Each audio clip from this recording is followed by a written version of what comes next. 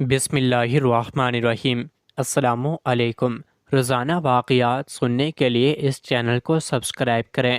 حضرت لال شہباز قلندر رحمۃ اللہ علیہ جب حج کے لیے تشریف لے گئے تو روضہ رسول صلی اللہ علیہ وآلہ وسلم سے غیبی اشارہ ملنے پر آپ نے سندھ کا رخ کیا۔ سندھ تشریف لانے کے بعد آپ نے ایک جگہ قیام کیا۔ اس وقت سندھ میں ظلم و جبر اپنے عروج پر تھا اور عام تھا، کسی کی کوئی فریاد نہیں سنی جاتی۔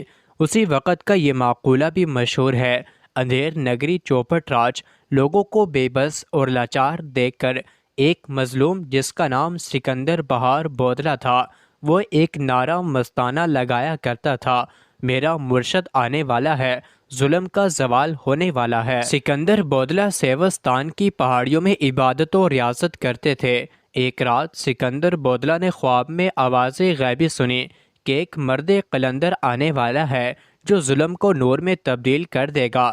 پھر اکثر ان بزرگ کی زبان پر یہ رہتا تھا کہ میرا مرشد سائیں آ رہا ہے۔ اس نعرے کو سن کر شہر کے لوگوں کے دلوں سے دعا اٹھتی کہ خدا کرے ہمارا خیرخواہ جلد آئے اور ہمیں راجہ کے ظلم سے بچائے۔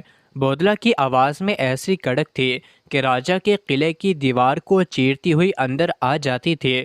رات کے اندھیرے اور سناٹے میں یہ پرسوز آواز اہل قلعے کی نیندیں اڑا دیتی تھی۔ شروع میں تو راجہ نے اور قلعے کے لوگوں نے اس آواز کو نظر انداز کر دیا تھا، لیکن جب نعروں میں شدت آ گئی تو وہ بھی بوکھلا اٹھے۔ ان زوردار نعروں نے نہ جانے کیوں راجہ کو خوف زدہ کر دیا تھا۔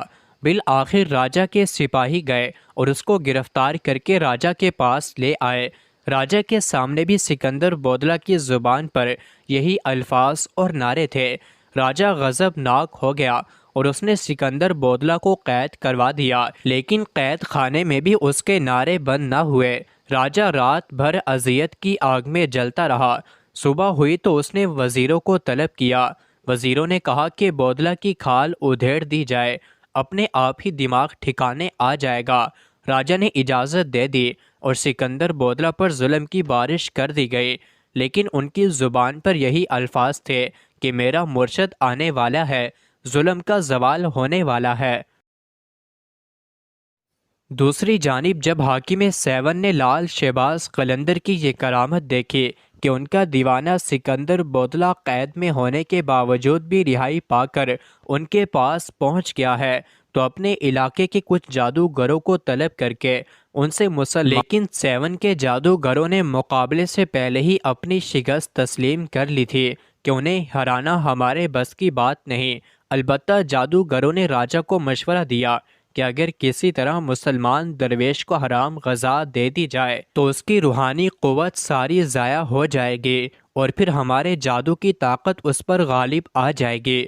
راجہ نے کسی روز ایک حرام جانور کا گوشت پکایا اور خوان سجا کر مسلمان درویش کی خدمت میں بھجوا دیا۔ جب یہ خوان حضرت لال شہباز قلندر کی خدمت میں پیش ہوا تو کھانا دیکھتے ہی آپ کا رنگ متغیر ہو گیا اور آپ نے یہ کہہ کر خوان سے بھرے ہوئے کھانے کا پلیٹ الٹ دیا کہ ہمارا خیال تھا کہ وہ کافر اتنی نشانیاں دیکھنے کے باوجود ایمان لے آئے گا، مگر جس کی تقدیر میں ہلاکت و بربادی لکھی جا چکی ہو اسے اللہ کے سوا کوئی نہیں ٹال سکتا۔ مرشد کے اس عمل سے خود ان پر لرزہ طاری ہو گیا، پھر دوسرے ہی لمحے زمین بھی لرزنے لگی۔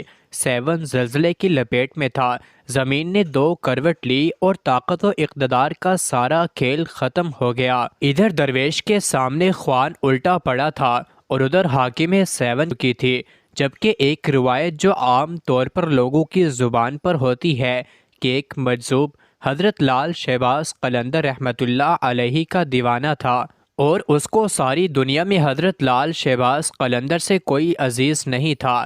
بادشاہ کو شدید غصہ آیا کہ میرے خلاف لال شہباز قلندر کے حق میں نعرے لگانے والا کون ہے۔ اس نے بودلہ کو اپنے پاس بلایا اور کہا کہ کیا تم ہی نعرے بلند کرتے پھرتے ہو؟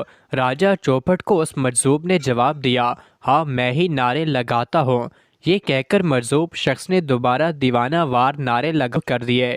راجہ چوپٹ نے معلوم کیا کہ اس کا نام کیا ہے تو اس کو بتایا گیا کہ اس مجذوب شخص کا نام سکندر بودلہ ہے۔ راجہ چوپٹ نے کہا کہ قلندر کے حق میں نعرے لگانا بند کرو، یہ سن کر بودلہ کی آواز میں مزید شدت آ گئی اور اس راجا کی بددماغی اپنے عروج پر پہنچ گئی اور اس نے حکم دیا کہ مجھ سے بغاوت کرنے کے جرم میں اس مجذوب کو ذبح کر کے پکایا جائے اور اس کا گوشت کھا لیا جائے۔ لیکن ان کو ذبح کرنے کے بعد ان کا گوشت کھایا جا رہا تھا کہ ادھر حضرت لال شہباز قلندر رحمۃ اللہ علیہ دھمال ڈال رہے تھے۔ حضرت لال شہباز قلندر معمول کے مطابق دھمال کے دوران بودلہ بہار کو پکارتے تھے۔ انہوں نے جیسے ہی ان کو پکارا، مختلف روایات کے مطابق جن جن لوگوں نے سکندر بودلہ بہار کا گوشت کھایا تھا ان پر عجیب و غریب واردات گزر گئی، اور جو بوٹیاں وہ کھا چکے تھے ان کے منہوں اور معدوں سے نکل نکل کر لال شہباز قلندر کے پاس جمع ہونا شروع ہو گئی۔ جب بودلہ کے تمام اعضاء جمع ہو گئے تو ان اعضاء نے ایک جسم شکل اختیار کر لی اور دھمال کر کے وہ جسم دوبارہ ٹکڑے ٹکڑے ہو گیا۔ یہ منظر دیکھ کر راجہ گھبرا گیا۔ حضرت لال شہباز قلندر نے راجہ سے کہا، تو نے میرے مرید کو شہید کر دیا، تو نے ایسا کیوں کیا؟ راجہ نے گھبراتے ہوئے جھوٹ بولا کہ اس مجذوب کو اس لیے قتل کروایا گیا کیونکہ میرے قلعے کی دیوار میں ایک کھڑکی ہے جہاں اکثر میری بیٹی بیٹھا کرتی ہے اور بالوں کو سنوارتی ہے، اس کے بالکل سامنے یہ مجذوب رہتا تھا اور وہ میری بیٹی کا عاشق ہو گیا۔ مجھے علم ہوا تو میں نے رسوائی سے بچنے کے لیے اس کا قتل کروا دیا۔ حضرت لال شہباز قلندر رحمۃ اللہ علیہ نے راجہ کو بتلایا، اس کا نتیجہ راجہ کو بھگتنا پڑے گا، مگر راجہ الٹا لال شہباز قلندر کو دھمکاتے ہوئے محل کی جانب لوٹ گیا۔ پھر حضرت لال شہباز قلندر رحمۃ اللہ علیہ اپنے مرید کی یاد میں بے تحاشا روئے اور راجہ چوپٹ کو بددعا دی۔ ادھر بددعا ہونی ہی تھی کہ راجہ اور اس کا قلعہ الٹ گیا اور یوں حاکم سیون اپنے دردناک انجام کو پہنچ گیا۔ مزید ایسی ہی ویڈیوز کے لیے چینل کو ضرور سبسکرائب کریں۔